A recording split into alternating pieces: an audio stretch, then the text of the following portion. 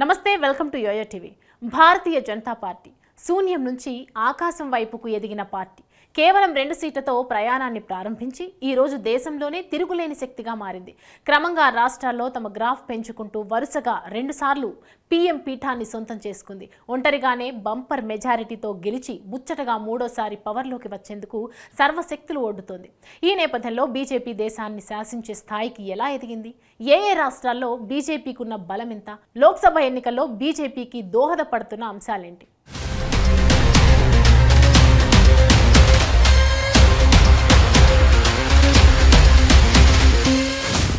అవకాశమే లేదనుకున్న చోట పరిస్థితులు ఏమాత్రం అనుకూలంగా లేని సమయంలో తలపడి నిలబడింది కమలం పార్టీ. 2 సీట్లతో ప్రయాణాన్ని మొదలుపెట్టింది. ఈనాడు 300 పై చిలుకు ఓట్లు సాధించే స్థాయికి చేరుకుంది.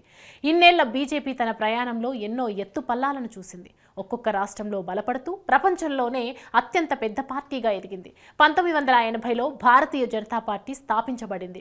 1984లో జరిగిన లోక్సభ ఎన్నికల్లో కేవలం 2 సీట్లలో మాత్రమే విజయం సాధించింది. 1989లో 88 సీట్లు గెలుచుకొని జనతాదళ్కు మద్దతు ఇచ్చింది. అయోధ్య రామమందిర నిర్మాణం కోసం రథయాత్ర చేపట్టిన ఎల్కే అద్వానీని బీహార్ సీఎం లాలూ ప్రసాద్ యాదవ్ అరెస్టు చేయించడంతో బీజేపీ తన మద్దతును ఉపసంహరించుకుంది. దీంతో జనతాదళ్ ప్రభుత్వం పడిపోయింది.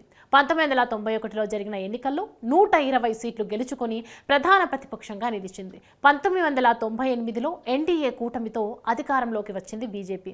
ఆ తర్వాత అన్నాడీఎంకే మద్దతు ఉపసంహరణతో ఎన్నికలు అనివార్యమయ్యాయి. 1999లో జరిగిన ఎన్నికల్లో ఎన్డీఏ కూటమి 303 సీట్లు గెలుచుకుంది. బీజేపీకి ఆ ఎన్నికల్లో 108 సీట్లు వచ్చాయి. 2004, 2009 ఎన్నికల్లో వరుసగా 2 సార్లు బీజేపీ ఓడిపోయి ప్రధాన ప్రతిపక్ష హోదాలో కూర్చుంది.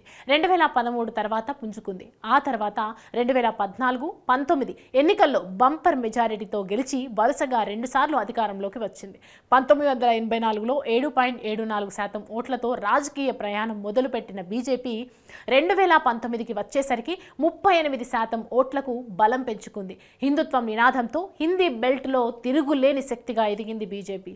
ఒకప్పటి కాంగ్రెస్ కంచుకోటలను ఒక్కొక్కటిగా బద్దలు కొడుతూ 1985 తర్వాత ఒక్కొక్క స్టేట్లో పాగా వేసుకుంటూ వస్తోంది. అవినీతి రహిత సుస్థిర పాలన, ప్రజా సంక్షేమంతో ప్రజలకు దగ్గరైంది. వారసత్వ రాజకీయాలే టార్గెట్గా కొత్త తరం నేతలకు అవకాశం కల్పించే ట్రెండును తీసుకువచ్చింది. ఆయా రాష్ట్రాల్లో స్థానికంగా క్లీన్ ఇమేజ్ ఉన్న నేతలను, బీజేపీ కోర్ బ్యాక్గ్రౌండ్ అయిన ఆర్ఎస్ఎస్ నుంచి సిద్ధాంతపరంగా వచ్చిన నేతలను ప్రోత్సహిస్తూ వస్తోంది. ఇది కమలం పార్టీకి కలిసి వస్తున్న అంశమని చెప్పాలి. బీజేపీ 1990లో రాజస్థాన్లో మొదటిసారి పవర్లోకి వచ్చింది. ఆ తర్వాత 1993లో కూడా రెండోసారి గెలిచింది. ఆ తర్వాత ఓడుతూ గెలుస్తూ వచ్చిన రాజస్థాన్లో 35% ఓటు బ్యాంకును మెయింటైన్ చేస్తూ వస్తోంది. ఇప్పుడు బీజేపీకి పట్టున్న రాష్ట్రాల్లో రాజస్థాన్ కూడా ఉంది. మధ్యప్రదేశ్లో 1990లో గెలిచి 93, 98లో మాత్రం ఓడిపోయింది. 2003 నుంచి మధ్యప్రదేశ్లో బీజేపీ వరుసగా గెలుచుకుంటూ వస్తోంది. మధ్యప్రదేశ్లో గత 20 ఏళ్లలో బీజేపీ ఓటు బ్యాంకు ఎప్పుడూ 37%కి తగ్గలేదు. 90 సీట్లున్న ఛత్తీస్గఢ్లో బీజేపీ పైచేయి సాధిస్తూ వస్తోంది. 2003 నుంచి ఇప్పటి వరకు ఒక్కసారి మాత్రం ఆ రాష్ట్రంలో ఓడిపోయింది. 2018లో ఓడినా తిరిగి 2023లో అధికారాన్ని చేజిక్కించుకుంది. కొత్త తరం నేతలకు అవకాశం ఇవ్వడం ఆ రాష్ట్రంలో బీజేపీకి మొదటి నుంచి కలిసి వస్తోంది. 1980లో యూపీలో 11 ఓట్ల శాతం 11 సీట్లతో ప్రయాణంలో మొదలుపెట్టింది. 1989లో 57 సీట్లు సాధించి జనతాదళ్ పార్టీకి మద్దతు ఇచ్చింది.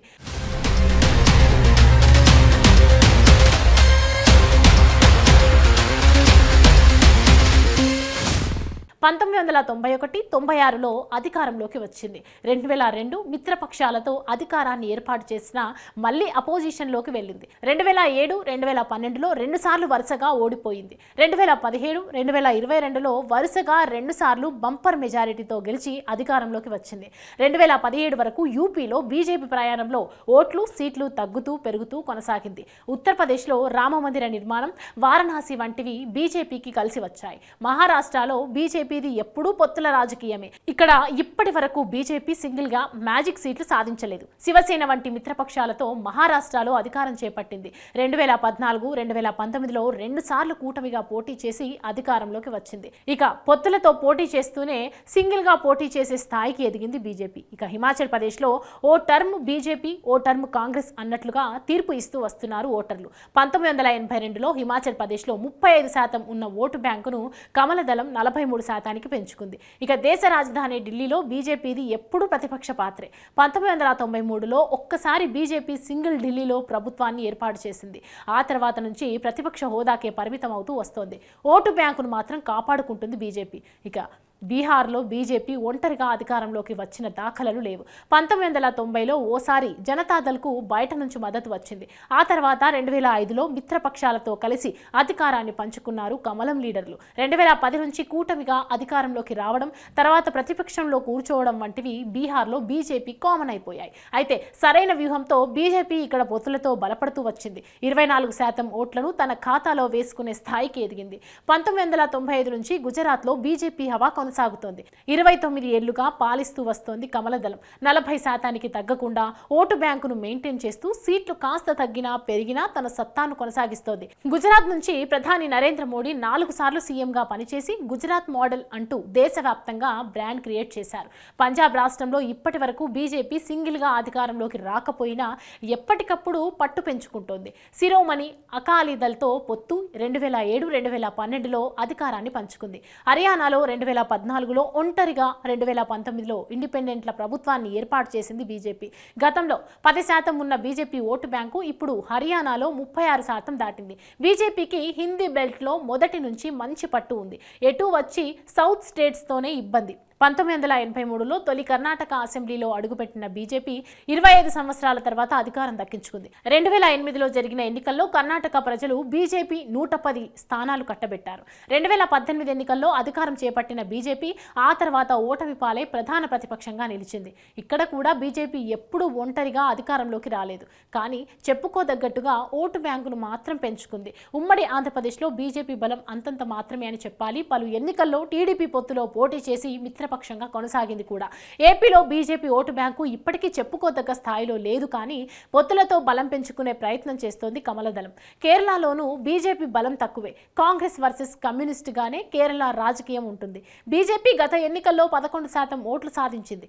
ఈసారి ఎలాగైనా మంచి ఓటింగ్ రాబట్టి సత్తా చాటాలని కమలం పార్టీ భావిస్తోంది. ప్రత్యేక రాష్ట్రం ఏర్పాటు తర్వాత తెలంగాణలో బలపడాలని బీజేపీ ప్రయత్నిస్తోంది. 2019 లోక్సభ ఎన్నికల్లో 4 పార్లమెంట్ స్థానాలు గెలుచుకుంది. ఇక 2023 అసెంబ్లీ ఎన్నికల్లో 8 స్థానాలను గెలుచుకొని ఓటింగ్ను 14%కి పెంచుకుంది. ఇక తమిళనాడులో అన్నా డీఎంకే పొత్తు బ్రేకప్ కావడంతో ఈసారి ఒంటరిగా సత్తా చాటేందుకు ప్రయత్నిస్తోంది.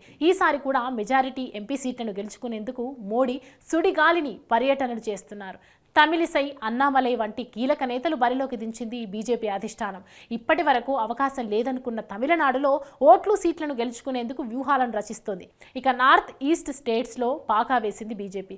ఏమాత్రం బలం లేని త్రిపురలో రెండోసారి అధికారంలోకి వచ్చింది. మేఘాలయ, నాగాలాండ్లో మిత్రపక్షంతో కలిసి ప్రభుత్వాన్ని ఏర్పాటు చేసింది. మణిపూర్, అరుణాచల్ ప్రదేశ్లో అధికారంలో ఉంది. 2014లో కేంద్రంలో అధికారంలోకి వచ్చిన తర్వాత ఈశాన్య భారత్లో బీజేపీ బలపడింది. రోడ్లు, మౌలిక వసతులు, ఉపాధి అవకాశాలతో అక్కడి ప్రజలకు దగ్గరైంది. ఈ నేపథ్యంలో 2024 లోక్సభ ఎన్నికల్లో కూడా భారీ మెజారిటీ సీట్లను గెలిచి ముచ్చటగా 3వ అధికారంలోకి రావాలని బీజేపీ చూస్తోంది. ఆయా రాష్ట్రాల్లో బీజేపీ గ్రాఫ్ను చూస్తే హ్యాట్రిక్ విజయం చేరువలో ఉన్నట్లే అని చెప్పాలి.